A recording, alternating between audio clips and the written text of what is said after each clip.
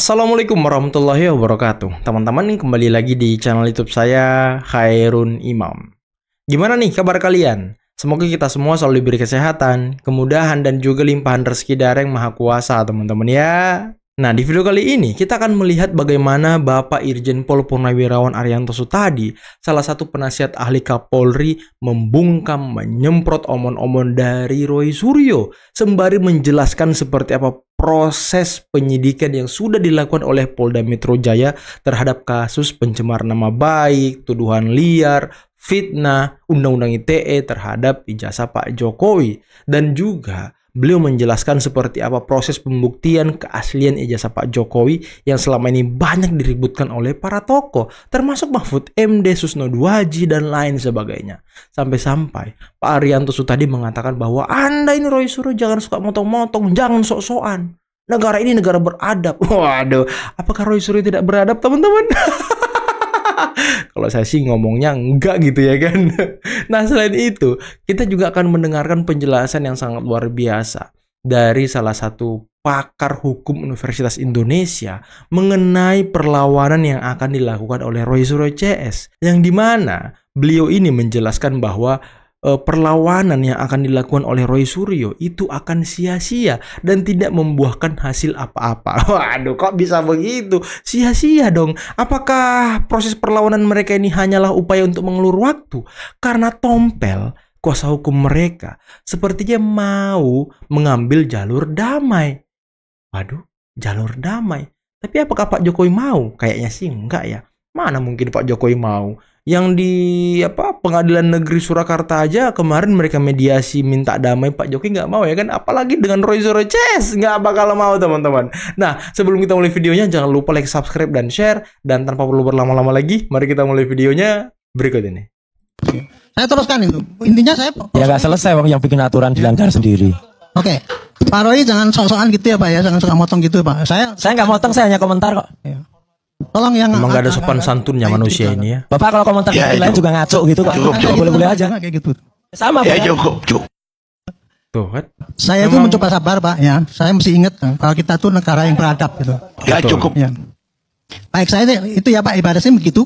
Dan kemudian yang sekarang ada di Polda Metro. Itu kan ternyata sudah dilakukan secara panjang lebar dan menurut saya itu terlalu berlebihan lah menurut saya ya.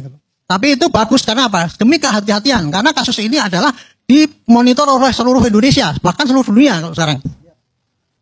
Apapun hasilnya sekarang, Baris Krim menentukan pasal itu tadi, pasal itu kan begini. Itu yang menentukan pasal itu bukan penyidik. Para saksi ahli yang dipanggil. Ada 20 saksi ahli, ya. Ada bukan saksi ahli istilahnya, ada keterangan ahli, ya. Keterangan ahli mengatakan untuk menafsirkan apakah ini masuk dalam panik Roy Suryo hasutan atau tidak gitu ya. Semua menyatakan bahwa itu memenuhi unsur, barulah itu dikenakan pada pasal-pasal itu tadi, makanya ada klaster gitu Pak. Jadi ini bukan kita tuh memaksakan oleh penyidik, tapi kita didukung oleh alat bukti yang cukup. Bukti yang fisik maupun saksi keterangan ahli maupun para saksi. Itu yang nanti akan dikirim ke jaksa Pak, sesuai prosedur. Nah, tinggal nanti jaksa menerima apa tidak gitu.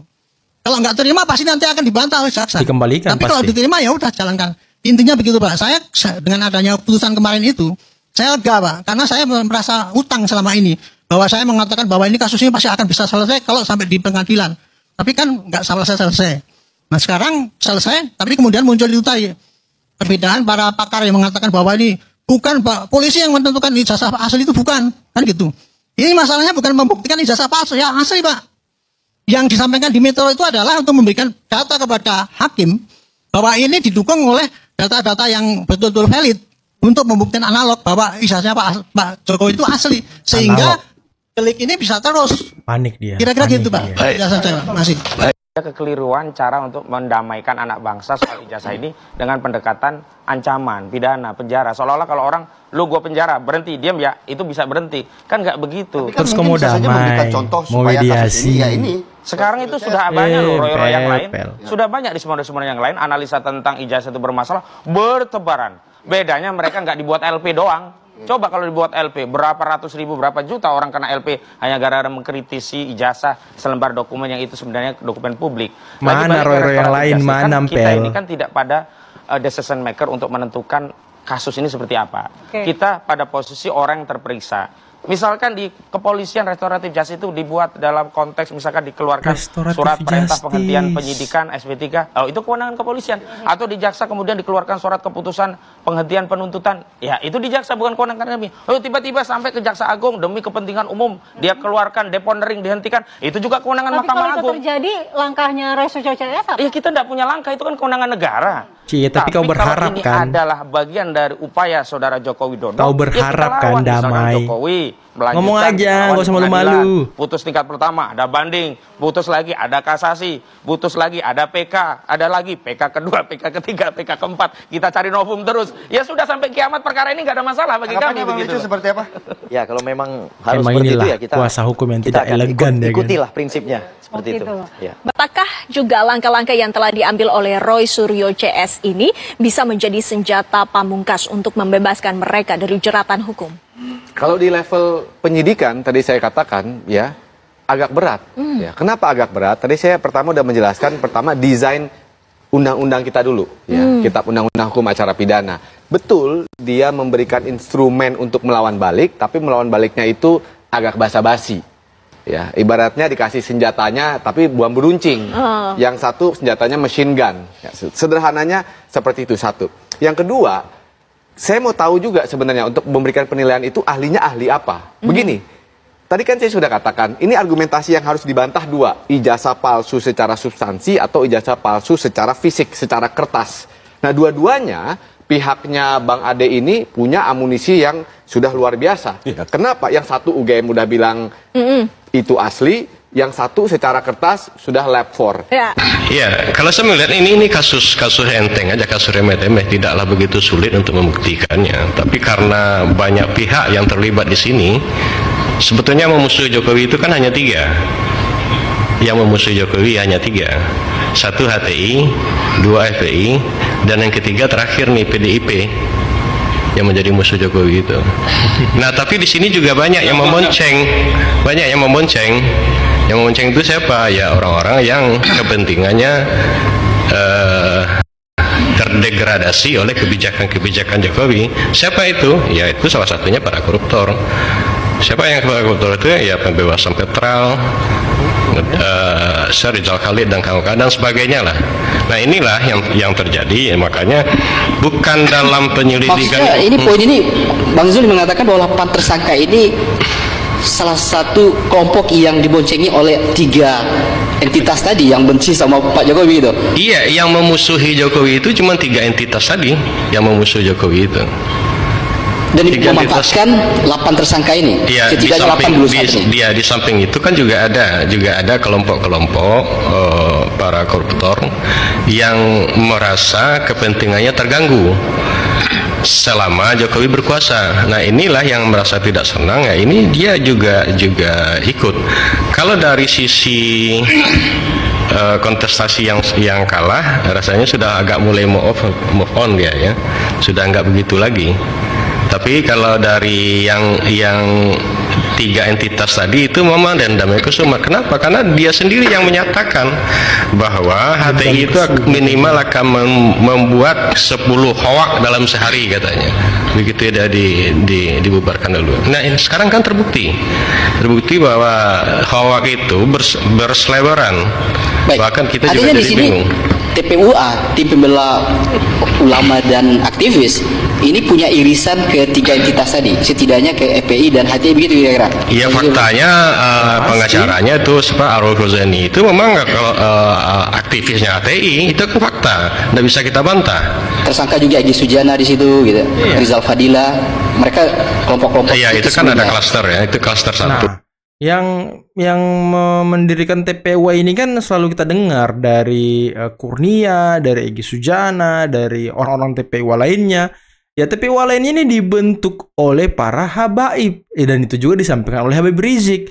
Nah mungkin, ya bukan mungkin sih, nah TPUA ini tuh dibentuk sama Habib Rizik dan kawan-kawannya. Jadi kalau kita bertanya irisannya dengan FPI, HTI ya mungkin ada, bukan mungkin ada, tapi ya udah pasti ada. Kalau dengan HTI ya salah satu kuasa hukumnya siapa? Ahmad Kosinudin, orang HTI juga. Yang Roy Suryo klaster 2 ya. Nah, di klaster 1 ini itu kan